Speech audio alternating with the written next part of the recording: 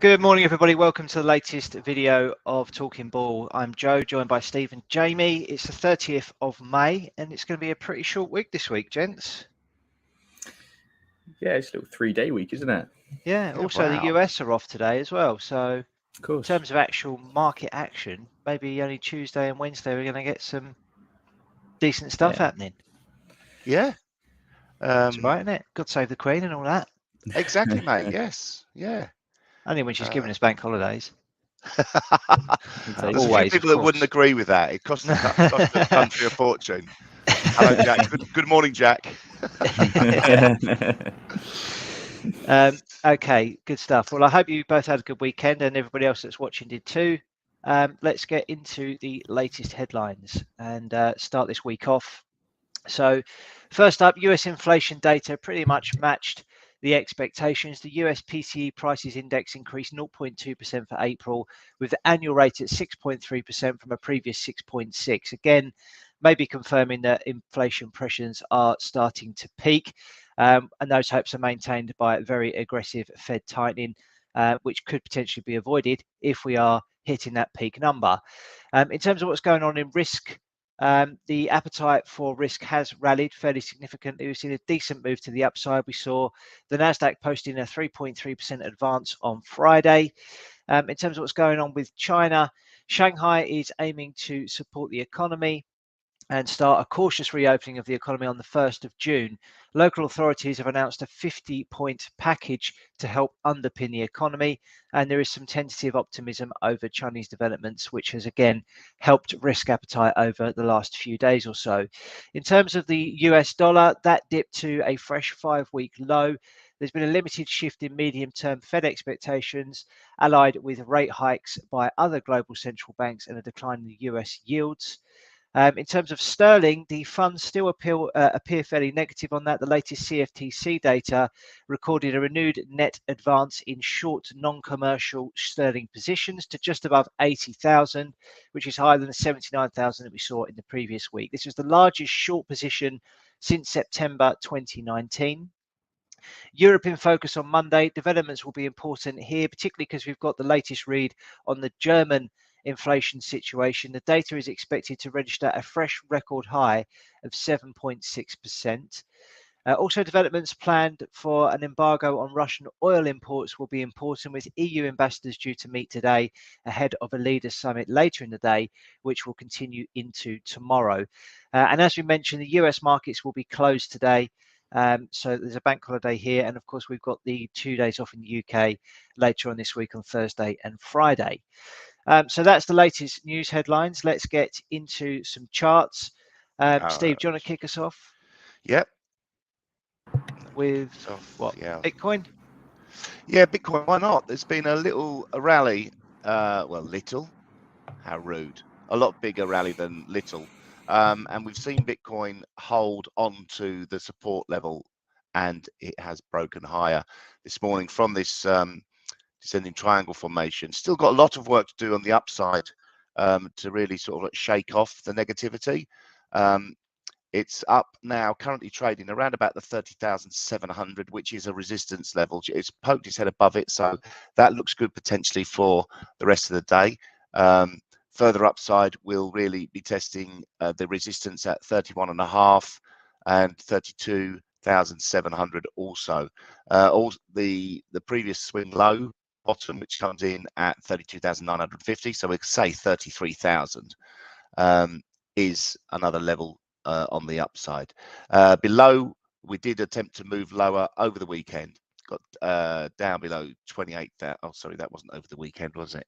That was last week. Down below 28,300, 28,000, the figure actually, before bouncing and having this 3-day rally. So it's been pretty positive. Saturday, Sunday, and Monday looking good so far. Let's see if it can continue into the week. On the commodity side of things, let's take a look at oil. That's not oil, it is oil. It's continued to move higher as we expected. This bullish channel has continued. We've broken up through the downward trending resistance line, which was formed by the multi-year high at around about 125.70 and joining this high here at 113.14. and we've broken up above it and just stalling. We've had a little bit of a retracement from 115.18, which was very close to the swing high from the 24th of March. That's 115.80. So again, further upside expected on oil. Any dips probably would be looked to be bought around the 111 level. So still positive on oil. On gold, we've had a little bit of a push higher over the last couple of days, and that's continued today. We've seen prices rise to 1865. If you remember from last week, we had the 1870 resistance level. Also above that, we've got a 50% Fibonacci retracement level coming in at 1875, along with this downward trending resistance. It's sort of taken out. It was breached in April, but we've left that in there as part of this channel formation which we formed, but that can be sort of adjusted depending on price action. So there's a bit of an area of resistance rather than just a single point. But 1875 for me looks to be key. We're above the 21-day moving average, and that's positive. So maybe a little bit more on the upside on these commodities in general. Thank you, Steve. Okay, let's take a quick look at FX then. So starting off with the dollar index, we can see that the correction continues on the dollar. As we said, it's at a 5-week low and looks to be moving lower in the very short term. Overall, still feel that it's just a corrective move, looking for ultimately this to bottom out around this 38.2% fib level and in line with the uptrend. So that would be a nice pullback within the grand scheme of things and allow some consolidation before potentially some further buying support comes back in there. Some interesting moves in some of the other markets. If we take a look at some that I've highlighted here, euro sterling still looks like it could potentially complete this inverse head and shoulders. We did see a move to the upside here, which was then pulled back pretty quickly, and we are, well, it's really mixed. I mean, you can see there a big upward candle on the 24th, but then it engulfed it pretty much the next day.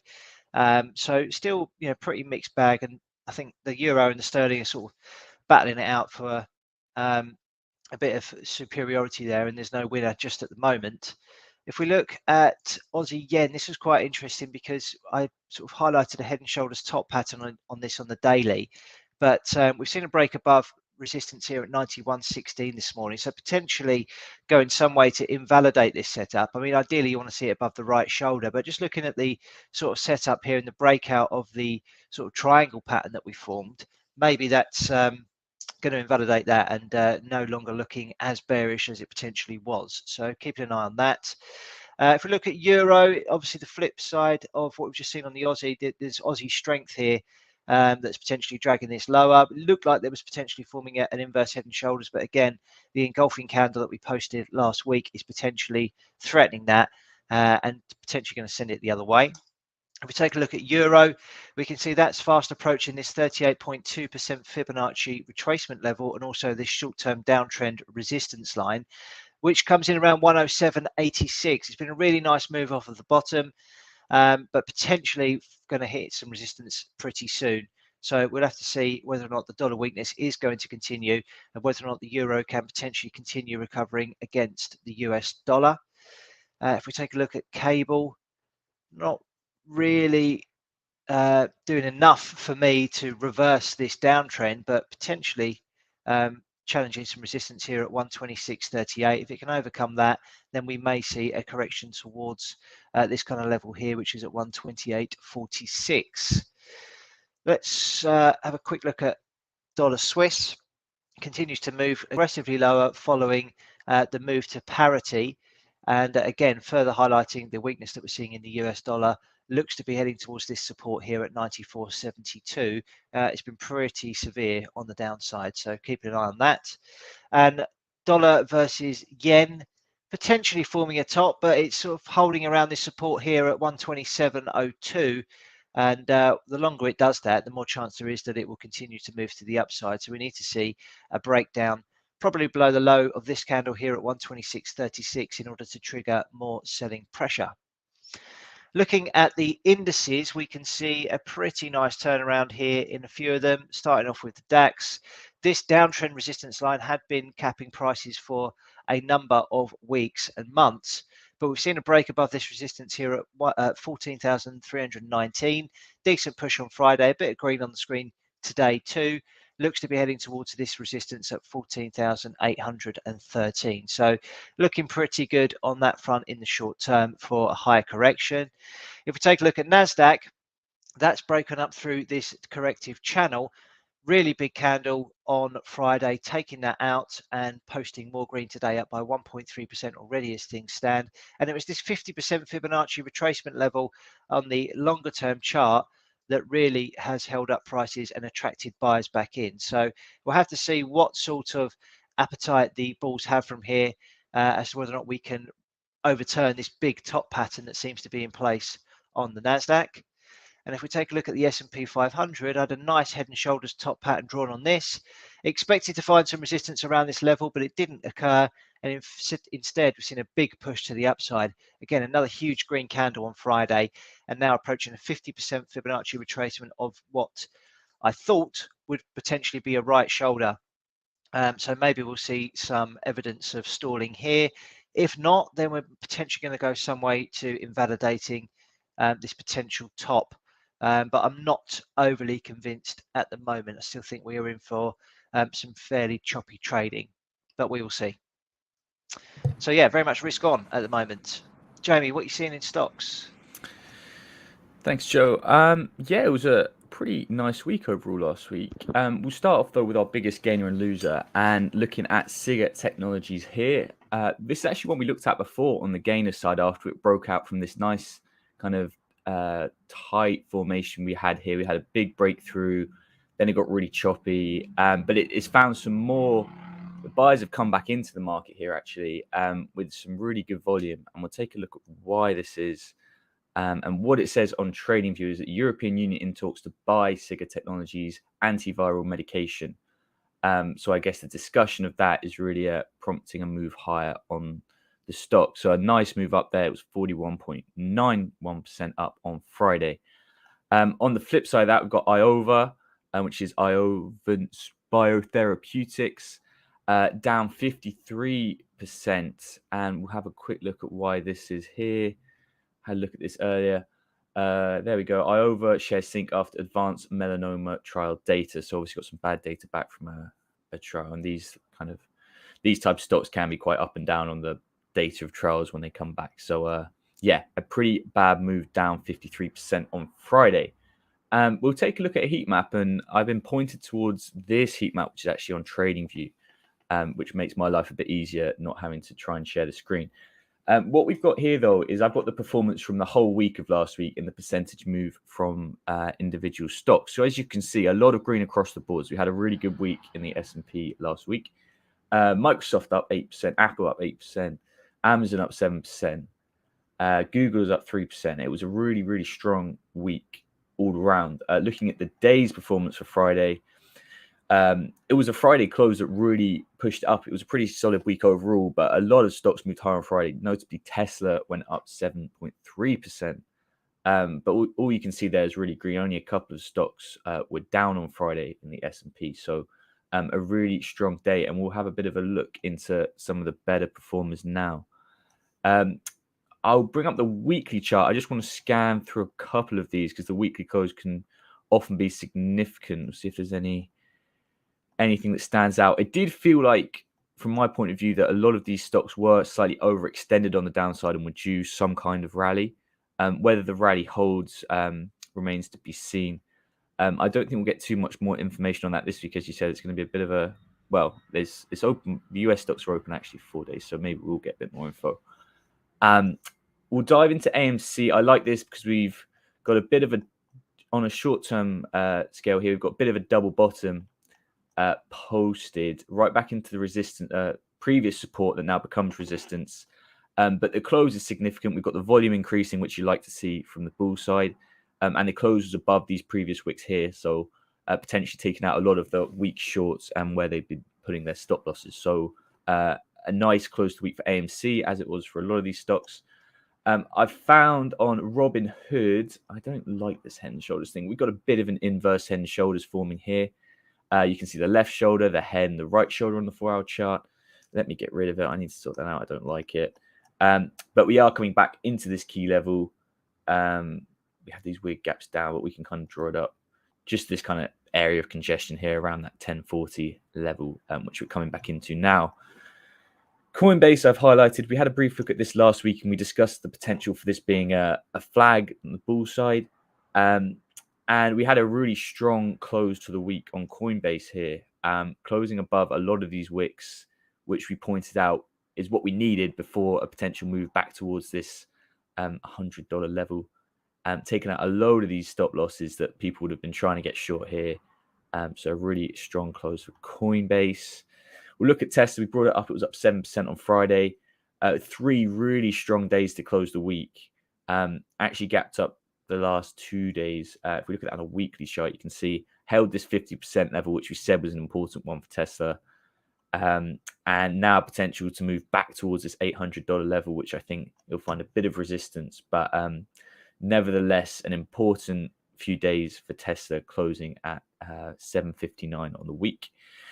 GME is another one we looked at a fair bit last week, and it gapped up on Friday again, but right into this level, which we talked about as well, this kind of 139, 140 level.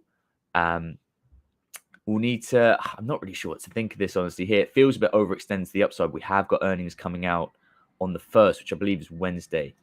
So that will be interesting. That will perhaps give us a bit more of direction here, but some kind of mixed price action. We've had the volume obviously coming back into the market on these bullish days. So we will see where that goes from here.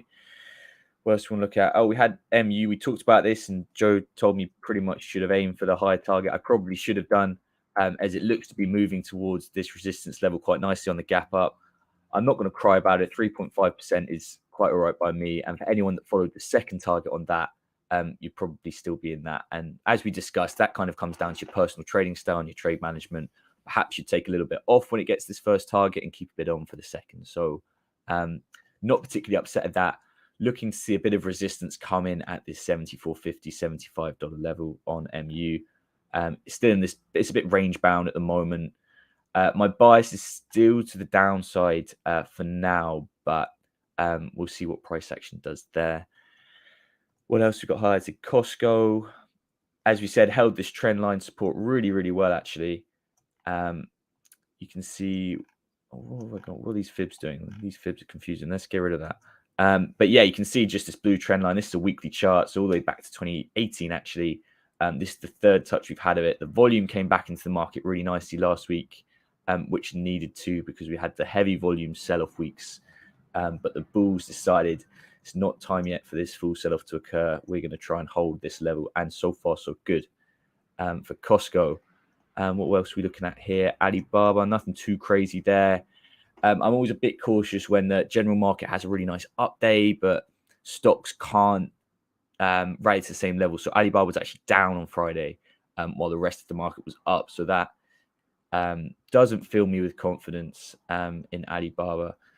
We looked at Avacta as well for the potential of a flag forming. Let's get this on a weekly chart. That looks horrible. Let's get rid of the weekly chart. I got too many lines here. I don't like all these lines. Let's get rid of that. Let's get rid of that. But yeah, what you can see here, I mean, obviously it's open today. This, I believe it's a UK stock, isn't it? But we had these wicks kind of at this 115 level. We had a really nice day on Friday, really breaking through that. But what I liked about this is the volume drop off coming into this level. But also you can see these really tight ranges on these kind of the prior week. The Thursday, the Wednesday, the Tuesday, and the Monday, all really tight ranges. And now we had that explosion through that short-term resistance level and a really nice close above it. And that price action has followed through into this week as well. So far, we're 20 minutes in, a lot can happen. We'll look at a couple more of the key levels. We looked at PBT, and this would have been a nice one to trade. Look at this. You'd love to see it. Had this range-bound consolidation type pattern after a nice move up. We then got the higher lows coming in, and then we had that cool breakthrough we saw last week, or the week before possibly, and it's still moving upwards, so that's quite nice. The other one I wanted to look at was IBM, which did a pretty key level, I thought. So this is a weekly chart, and you can see that this kind of 139, 140 level is really important for IBM. It was important back in June of last year, was touched again in January of this year, and it's price has been kind of flirting with this level for the last month or so. It feels a bit overextended now on the daily chart. We've had these 5 up days in a row. So I would expect a little bit of resistance now. We are at this level. That kind of tight consolidation, tight range days is what I'd look for perhaps before a break upward, just to kind of get the market to get its breath a bit. But yeah, overall, last week was a really, really strong week. The market felt like it was due a bit of a rally. And we'll see if there's any follow through after that into this week. But obviously, we won't see on these US stocks today as it's Memorial Day. So yeah, we'll have to see for the rest of the week. But we'll call it there on the stocks for this morning.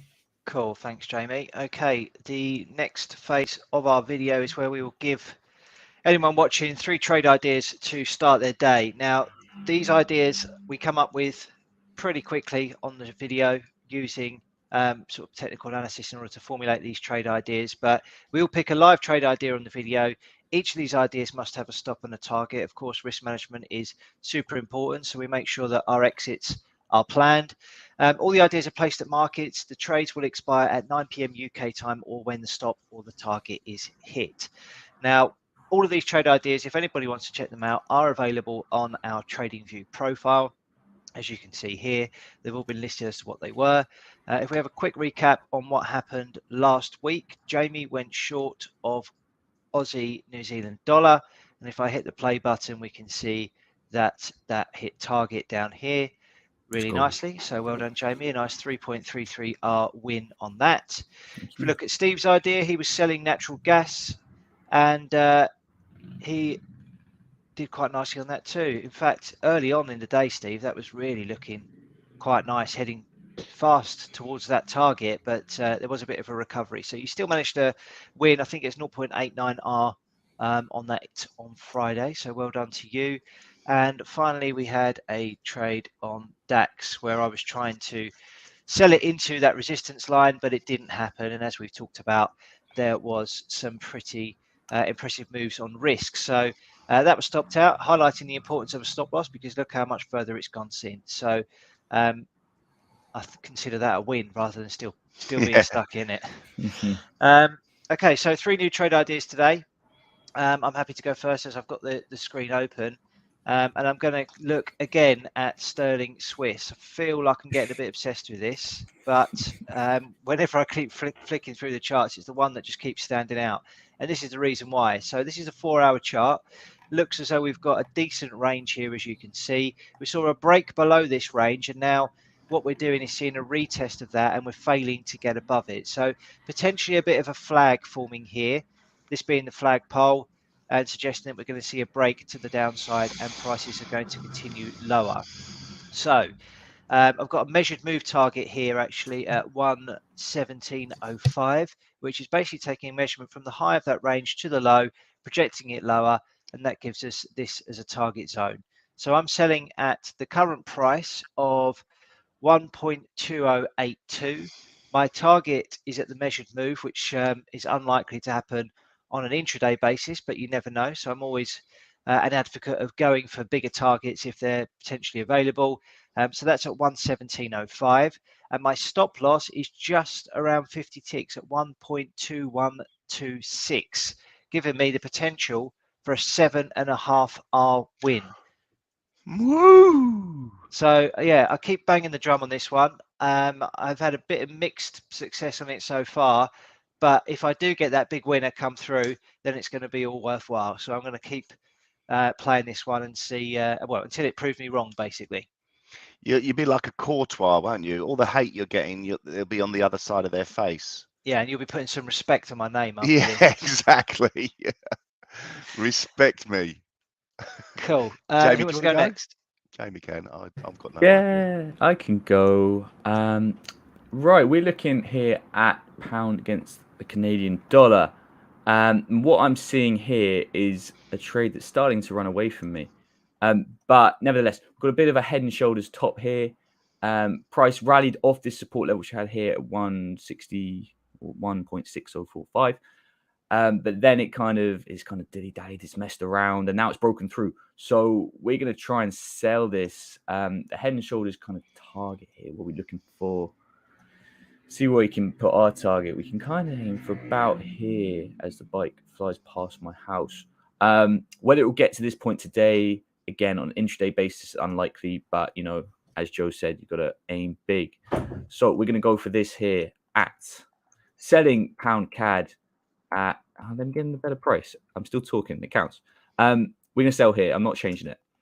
At 160, 30, I'll say 30. 160.30, with our target at the head and shoulders measure move at 159.13, and we keep our stop loss at 160.66. That doesn't feel like a great number, but I'm going to stick with it anyway. So this gives us a really nice 3.25 our risk reward. So looking for a move lower on pound against Canadian dollar today. Buddy, Steve, is it giving you enough time? Yeah, well, one thing I was like able to have a little look through a few cryptos, and I found that Luna, US dollar tether, has had this, like, what's going on? It's like it's worth nothing, and now it's worth 6. Oh my lord! Very tempting. I mean, let's look at the weekly chart on it. Whoa, what's going on? Something happening? I know there's some talk of some sort of rescue package for Luna. So for me, that looks pretty positive move. Opened at 0.06 and it's moved up to 6. Stevie boy, should we go for a little buy here? I mean, I physically can't, because I just think if it's sort of like, if it does disappear, you really wouldn't get stopped out at the level you put into the system. So I'm going to leave it. Everyone's like breathing a bit of a sigh of relief there. Yeah, everything, all the indices and stocks all look pretty positive to me, but I'd be looking to buy at better value levels. So I can't go there, can't touch cryptos. So I've got to go commodities. The only thing I can actually come up with is further or more dollar weakness should lend a little bit of a hand to the gold price. So we've seen a decent candle over the last hour. We saw signs of a shooting star candle, a little bit more positive price action, and we're above this resistance that we saw last week, above the 1860. So I'm going to look to buy gold here. I'm going to have a really tight stop on it as well, and I'm going to be targeting, well, let's put the stop in first. A 7-tick stop, $7.7 stop. Looking for a further move higher, but we're looking for it to break resistance at 1870 and 1875, the level we talked about. Maybe even look to challenge a bit higher. Let's go. We can afford to sort of like make this a little bit more aggressive. Make it a 4-to-1 risk reward. So I'm looking to buy gold at current levels. Stop is at 1855, very tight stop, targeting a move to 1890, which was a previous support, now turned into resistance. That's okay. it. Cool. Good luck with that. Right, as I said, all those ideas will be published on TradingView. Mine's already there. I'm sure Jamie's will be there soon, and Steve after that. So if you want to check them out, please feel free to do so. Now, in terms of what's happening today, as we know, there is a holiday in the US, so it's likely to be a little bit quieter in terms of volume. But we do have some numbers out today, most notably the German inflation number at 1 o'clock UK time. And then we've got a US Fed governor speaking at 4 p.m. So despite it being a holiday, that person will be working and talking later on. So we'll wait and see if there is anything that comes from that. Throughout the rest of the week, we've got a Bank of Canada policy decision, which comes out on Wednesday. We've also got US ISM manufacturing. And then on Friday, we've got the latest read on the US employment situation with the non-farm payroll number. And thankfully, we won't be here to keep an eye on that volatility that is usually so difficult to trade. So yeah, that's pretty much that. Excellent. Cool. Well, hopefully everybody enjoyed that. We will be back tomorrow with some more. And until then, everybody, trade safe. Cheers. Bye-bye.